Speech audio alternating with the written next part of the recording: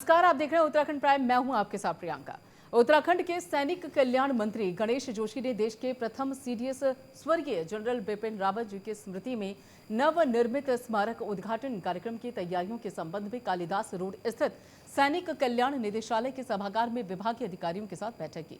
बैठक में सैनिक कल्याण मंत्री गणेश जोशी ने अधिकारियों को आवश्यक दिशा निर्देश भी दिए और मंत्री ने कार्यक्रम की रूपरेखा को सुनियोजित ढंग से करने के भी अधिकारियों को निर्देशित किया है।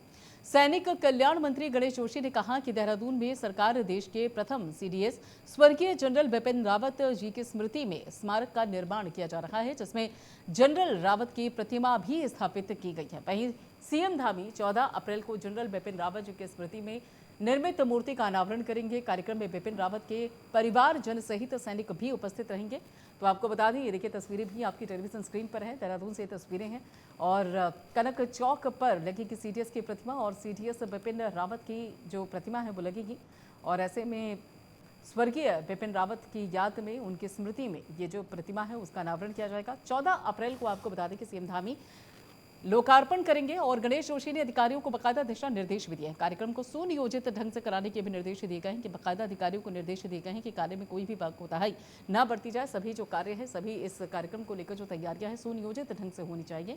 और 14 अप्रैल का जो दिन है वो खासतौर पर बेहद खास रहने वाला है उत्तराखंड के लिए, क्योंकि वहाँ पर देहरादून में सीएम धामी 14 अप्रैल को स्वर्गीय बिपिन रावत उनकी प्रतिमा का लोकार्पण करने वाले हैं। गणेश जोशी ने अधिकारियों को बाकायदा तैयारियों को लेकर, व्यवस्थाओं को लेकर निर्देश भी दिए। पहले सीडीएस मतलब उत्तराखंड के गौरव जनरल बिपिन रावत जो अचानक दुर्घटना में हमें छोड़कर चले गए हैं, उनकी मंत्री जी आ रहे हैं वहाँ पे यादों को जिंदा रखने के लिए, जिससे कि आने वाली पीढ़ी उनसे प्रेरणा ले, उनके नाम पर एक पार्क हम पेट्रोल ग्राउंड के पास, कनक के पास बना रहे हैं और वहां पर उनकी एक 9 फुट की मूर्ति हम लगा रहे हैं। उसका लोकार्पण 14 तारीख को माननीय मुख्यमंत्री जी के कमलों द्वारा होगा। उसमें आर्मी के कुछ सीनियर जनरल्स और सभी पूर्व सैनिक उसमें भागीदारी करेंगे। उसकी तैयारी को लेकर एक बैठक हमने आज यहाँ पर की है और क्योंकि वो हमारे देश के गौरव थे, मुझे उनके वो शब्द याद आते हैं। उन्होंने कहा था कि अगर चाइना व पाकिस्तान एक साथ और हम पे हमला करें, हमारी सेनाएं इतनी सक्षम हैं कि हम दोनों का मुकाबला कर सकते हैं। और जो सर्जिकल स्ट्राइक भारत की सेना ने की थी, उसका पूरा श्रेय भी आप ही को जाता है। आपके नेतृत्व में उस सर्जिकल स्ट्राइक हुई थी, तो उनके सम्मान में ये कार्यक्रम हो रहा है और उसकी तैयारी के लिए यहाँ पर बैठक हुई है और भव्य कार्यक्रम होगा और सारे पूर्व सैनिक उस वहाँ पर मौजूद रहेंगे।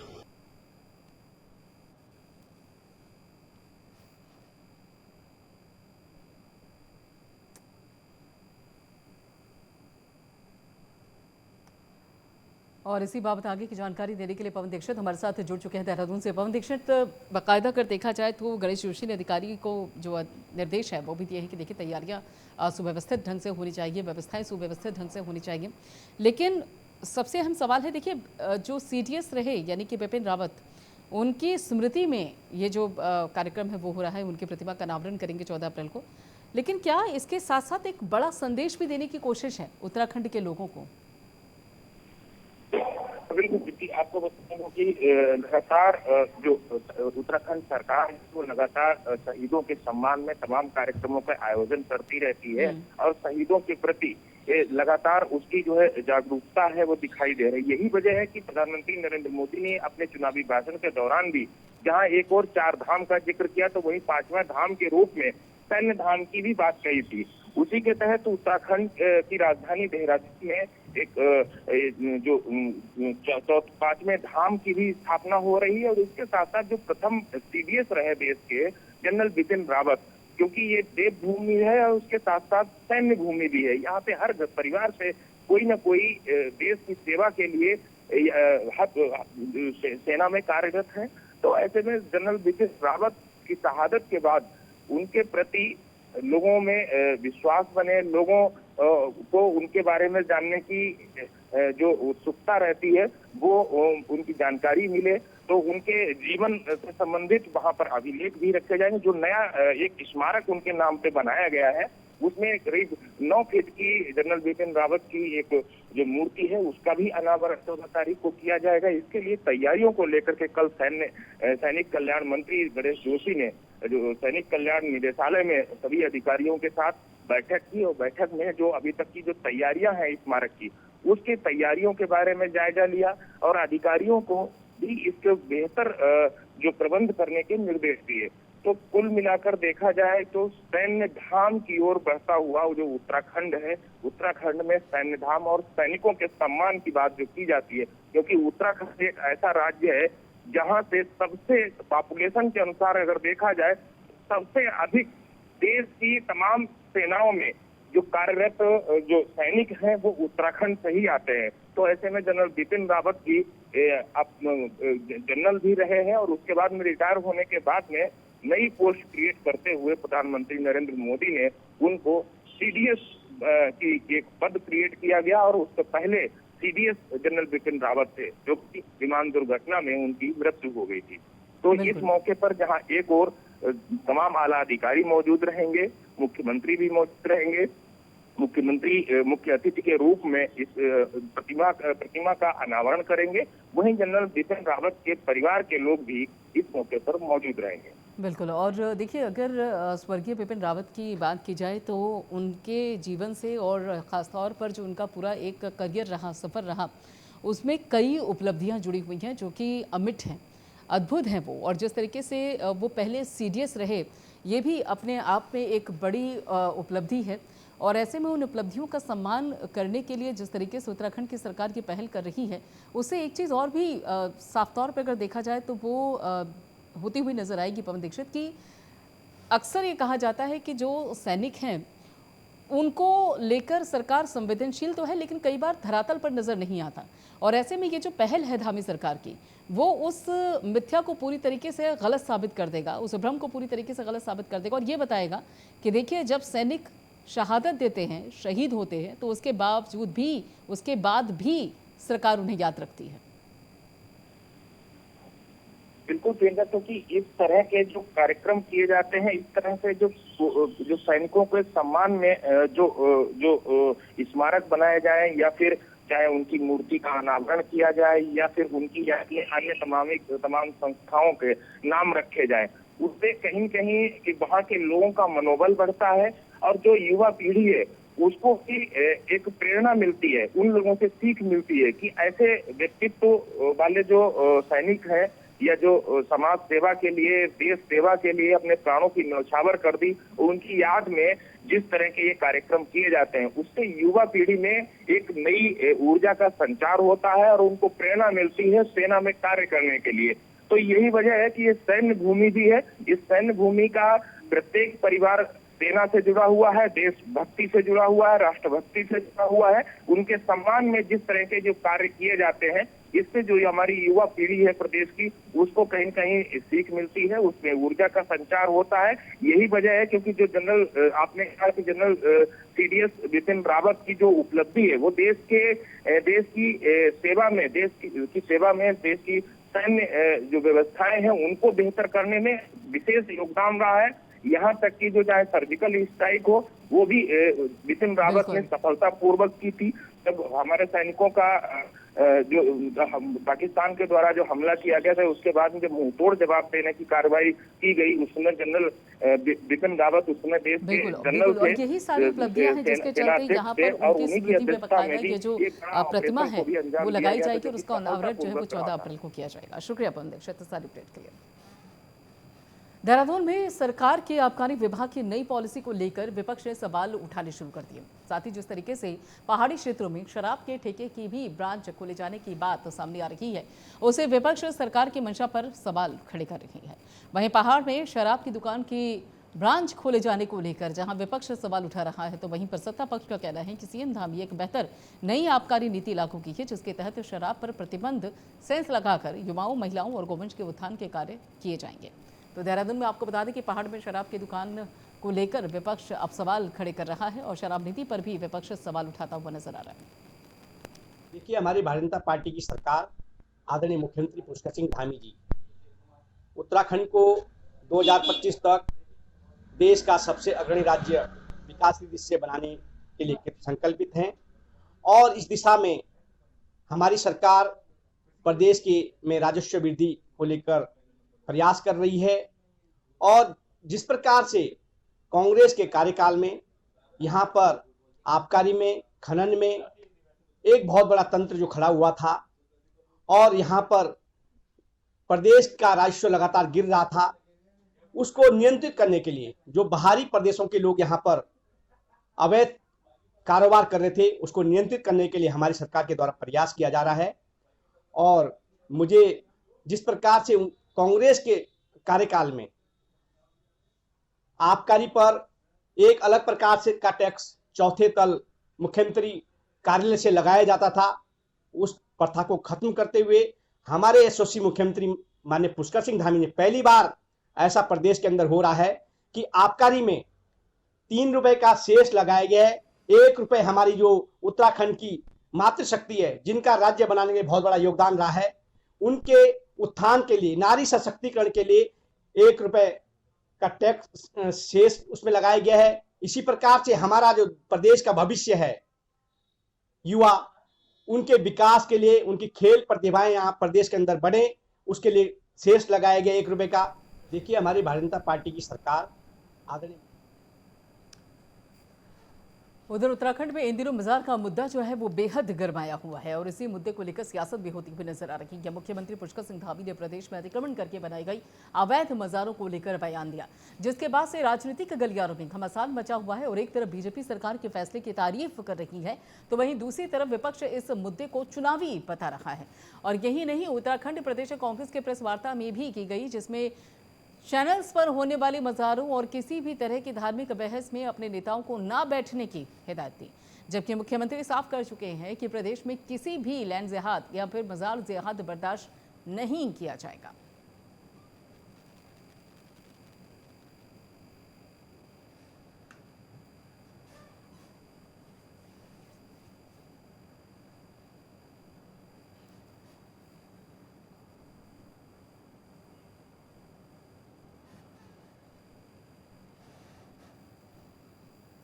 और चलिए सीधे रुख करते हैं गोरखपुर का, जहां पर सीएम योगी आदित्यनाथ मौजूद हैं।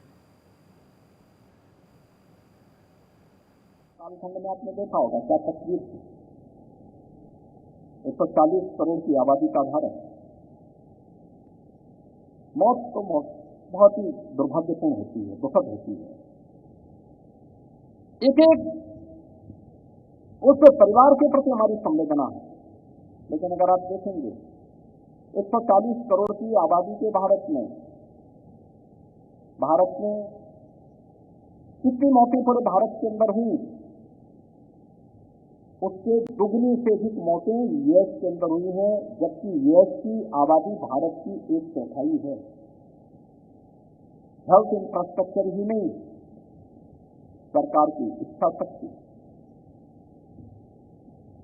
उनकी लीडरशिप किस रूप में कार्य कर रही है, यह भी इससे निर्भर करता है। और प्रधानमंत्री मोदी जी ने वैक्सीन दिए, दुनिया ने इसकी डिमांड मांगी, उसका लोहा बना। जब दुनिया पछती इस महामारी से, तब भारत अपनी एक नई राष्ट्रीय शिक्षा नीति को लेकर के भी आया था। याद करिए, राष्ट्रीय शिक्षा नीति, नेशनल एजुकेशन पॉलिसी, ये नए भारत की सामर्थ्य को दुनिया के सामने रखने का सबसे सुनहरा अवसर है। और डीपीएस जैसी संस्थाओं के लिए तो ये वास्तव में ढेर सारी संभावनाओं के द्वार खोलती है, हर एक नागरिक के लिए खोलती है। भारतीय मनीषा कब से कहती रही है, आनो भद्रा कर्तो यंत्र विश्व।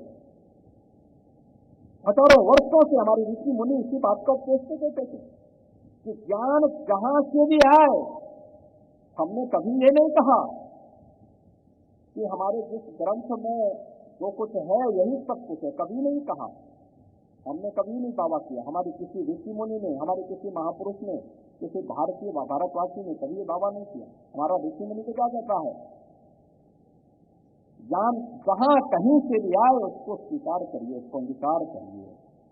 इतना विराट भारत का व्यक्तित्व रहा है, ये विशालता है। और ये अवसर आजादी के बाद पहली बार राष्ट्रीय शिक्षा नीति हर भारतवासी को देने जा रही है। शिक्षा के केंद्र हमारे ऐसे होने चाहिए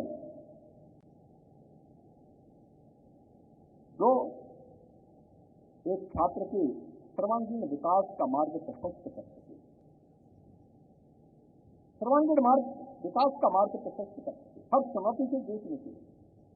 केवल डिग्री लेना, कोई केवल सर्टिफिकेट लेकर या डिग्री लेकर के ही हम बेरोजगारों की लाइन में खड़े नहीं होंगे। शिक्षण संस्थान अपने आप को इस योग्य तैयार करें कि वहीं से तैयारी कर ले, छात्र वहीं से तैयारी करें। मुझे प्रशासनिक व्यवस्था में जाना है, मुझे न्यायिक व्यवस्था में जाना है, मुझे पुलिस सेवा में जाना है, मुझे समाज सेवा के लिए अपने आप को समर्पित करना है, मुझे अपना स्वयं का स्टार्टअप स्थापित करना है, मुझे किसी नए फील्ड को तैयार करना, कौन सा ऐसा फील्ड होगा उस छात्र के भविष्य को तराशने का माध्यम वहीं से बनना चाहिए। हम लोग बार बार करते हैं, बड़ी अजीब सी स्थिति कभी कभी होती है। सरकार की किसी भी नीति को लागू करने के लिए सबसे अच्छे माध्यम स्कूल कॉलेजेस होते हैं, विश्वविद्यालय होते हैं। और क्या स्थिति होती है विश्वविद्यालयों की स्थिति या महाविद्यालयों की स्थिति, सरकार की नीतियों के बारे में उनको जानकारी नहीं होती। मैंने 2017 में उत्तर प्रदेश के प्रतिष्ठित संस्थान के 20 फाइनल ईयर के बच्चों को मैंने बुलवाया। बीटेक फाइनल उनका था। प्रोजेक्ट अपनी रिपोर्ट सबमिट करने के बाद मैंने उनको बुलाया। ये लोग मुझसे मिलने के लिए आए। मैंने उनसे पूछा, मैंने कहा क्या करना चाहते हैं। इसमें से जो संख्या मेरे सामने थी उसमें से 2 नौजवानों ने मुझे कहा कि हमें तो पैकेज मिल गया, हम लोग बाहर जा रहे हैं। 4 ने कहा कि हम गवर्नमेंट जॉब करेंगे। और बाकी 14 जो बचे थे, इन 14 से मैंने पूछा तो इसमें से 2 ने कहा कि हमारा पारिवारिक व्यवसाय है, उस व्यवसाय के साथ हम जुड़ेंगे। अब 12 बज गए थे। उन 12 से मैंने पूछा आप क्या करना चाहते हैं। ज्यादातर ने कहा कि हमने प्रोजेक्ट इसमें अपना सबमिट किया है, इसमें अपना स्टार्टअप स्थापित करना चाहते हैं। तो मैंने कहा समस्या क्या है। उन्होंने कहा समस्या ये है कि हमारे पास पूंजी का अभाव है। तो मैंने कहा पूंजी के अभाव में आप अपना स्टार्टअप स्थापित नहीं कर पाएंगे। कहा नहीं, पहले कुछ नौकरी करेंगे, पैसा कमाएंगे तब। लेकिन मैंने कहा अगर आपके पास अनुभव है, इच्छा शक्ति है, तो सरकार के भी तो तमाम ऐसे कार्यक्रम हैं जिसके माध्यम से आप अपना स्टार्टअप स्थापित कर सकते हैं। मैंने कहा आपको प्रधानमंत्री मुद्रा योजना के बारे में सुना है आपने। उन्होंने कहा नहीं। मैंने कहा प्रधानमंत्री की स्टार्टअप की स्कीम को आपने, पीएम स्टार्टअप की स्कीम को सुना है क्या। नहीं। मैंने कहा मुख्यमंत्री युवा स्वरोजगार योजना के बारे में आपने सुना है क्या। नहीं। मैंने कहा उत्तर प्रदेश में 1 डिस्ट्रिक्ट 1 प्रोडक्ट की जो अभिनव योजना हमने प्रारंभ की है, क्या इसके बारे में आपको जानकारी है। उन्होंने कहा नहीं। तो मैंने फिर इसका लिटरेचर मंगाकर इनको उपलब्ध कराया। मैंने कहा आप लेके जाइए, इसको देखिए, बैंक आपका इंतजार कर रहा है, आपको कहीं जाने की आवश्यकता नहीं, आप जाइए, बैंक आपको पैसा उपलब्ध करवाएगा, आप अपना स्टार्टअप स्थापित करिए। अगर हम उन सभी छात्रों को शासन की एक एक योजना के बारे में भी जानकारी देते हुए आगे बढ़ेंगे, जीवन के किस क्षेत्र में क्या हो रहा है इसके बारे में बताएंगे, मुझे लगता है उसको उसके बाद इंतजार नहीं करना पड़ेगा। वो स्वयं अपना रास्ता ढूंढ लेगा।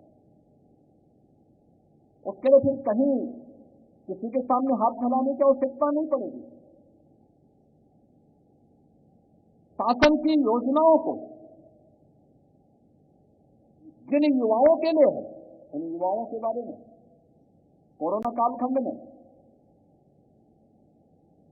मेरे सामने आया कि साहब हम परीक्षा नहीं करा पाएंगे, बच्चों को परमिशन दे दीजिए, 1 क्लास की दूसरी। पहले साल तो हुआ, हमने कहा ठीक है कोरोना है दे दो। दूसरी बार आया तो मैंने कहा कि देखो सबको प्रमोशन देंगे लेकिन टेक्निकल और मेडिकल के छात्रों को नहीं देंगे, इनकी परीक्षाएं कराएं। तो कहा कैसे परीक्षाएं होंगी? मैंने कहा ऑनलाइन करवा दें। तो लगभग सभी ने हाथ अपने हथियार डाल दिए थे, कहा साहब नहीं हो पाएगा। मैंने कहा हो जाएगा। तो मैंने गोरखपुर के मदन मोहन मालवीय प्रौद्योगिकी विश्वविद्यालय के वीसी को बुला के कहा, मैंने कहा आप अपने यहाँ ऑनलाइन एग्जाम करवाइए। उन्होंने कहा कि हो सकता है सभी छात्रों के पास लैपटॉप न हो। मैंने कहा स्टूडेंट वेलफेयर फंड है ना, इससे आप लैपटॉप खरीदिए और उन बच्चों को उपलब्ध करवाइए, लेकिन ऑनलाइन एग्जाम होंगी, प्रमोट नहीं करेंगे, किसी बच्चे को प्रमोट नहीं करने वाला। आप एग्जाम करवाइए और एग्जाम कराने के बाद तब जाकर के फिर रिजल्ट घोषित करके उनको आगे बढ़ाएंगे। फिर हम लोगों ने हर एक संस्थान से कहा जितना भी स्टूडेंट वेलफेयर फंड है इसका उपयोग बच्चों के लिए लैपटॉप और टैबलेट खरीदने के लिए उपयोग कर किया। और आज जब मुझे लगा कि इस इच्छा शक्ति का अभाव बहुत सारे क्षेत्रों में है, तो फिर हमने स्वयं तय किया कि हम राज्य की ओर से हर स्नातक और स्नातक छात्र को टैबलेट और स्मार्टफोन सरकार की तरफ से उपलब्ध करवाएंगे और सरकार की सभी पॉलिसीज को उसके साथ जोड़ के देंगे। क्या प्रोग्राम है उन सब के साथ जोड़ेंगे इन बच्चों को। आज ये बच्चे जब टैबलेट पाते हैं तो ऐसे लगता है जैसे उनके जीवन में एक नया परिवर्तन आया। और टैबलेट उनके लिए एक डिजिटल लाइब्रेरी का काम भी कर सकती है, देश और दुनिया के से जुड़ने का भी एक माध्यम बन सकता है। और डीबीटी यानी आज टेक्नोलॉजी भ्रष्टाचार पर प्रहार का सबसे अच्छा माध्यम बन सकता है, लेकिन टेक्नोलॉजी की दिशा इस रूप में होनी चाहिए कि हम सबको तय करनी होगी। हम टेक्नोलॉजी के दास न बने बल्कि टेक्नोलॉजी के अपने अनुरूप लोक कल्याण का, राष्ट्र कल्याण का माध्यम इसे बनाए, तो और भी अच्छा हो सकता है। हमें राष्ट्रीय शिक्षा नीति तमाम अवसर देने जा रही है और मेरा मानना है डीपीएस जैसे संस्थानों में निवेश करना यह भविष्य की बेहतर सोच है। मैं विशाल सिंह जी को और उनकी पूरी टीम को धन्यवाद दूंगा कि उन्होंने आज यहाँ पर गोरखपुर के साथ साथ कुशीनगर में, महाराजगंज में और सिद्धार्थनगर जनपद में भी डीपीएस के संस्थान खोलने की आज यहाँ पर इच्छा व्यक्त की। और मैं उनको बताना चाहता हूँ कि वहाँ पर ढेर सारे अवसर इसलिए भी मिलेंगे।